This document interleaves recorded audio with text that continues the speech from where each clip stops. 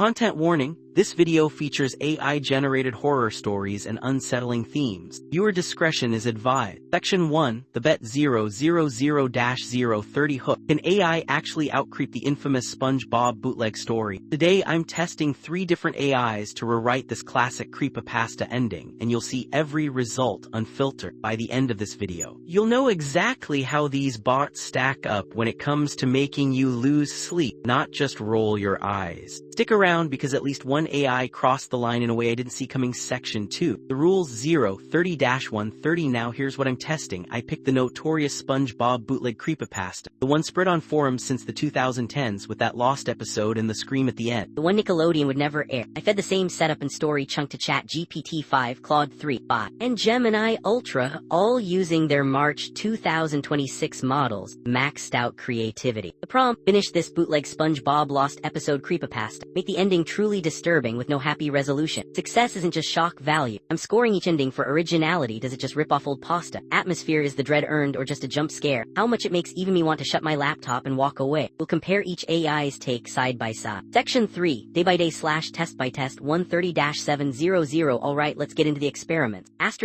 first up, ChatGPT 5. ***, I paste in the prompt. The bot hesitates, then it outputs. The television static faded. SpongeBob stared at the camera, eyes too wide, mouth stitched shut, seawater leaking from the edges. An unseen hand drowned him in his own pineapple, snarling in war. Reversed audio, the image pixelates to a single yellow tooth, pulsing, until only darkness is left. Okay. Not bad, a little formulaic, but atmospheric. The repeated pulsing is classic AI horror. Slightly predictable, right? ***, next, Claude 3. 5 ***, Claude gets weirder. After the screaming, a silence so deep you could hear the static breathing. SpongeBob's body slumps to the ocean floor. Camera lingers. Something inside the suit is still moving. The screen glitches, showing frames spliced in an empty household, a webcam left on. A reflection in glass. Someone knows something in your room wearing a yellow mask. Here's where it gets interesting. Claude breaks the fourth wall, directly referencing the viewer, then drops the yellow mask twist. That one stuck with me all night. ***, last, Gemini Ultra ***.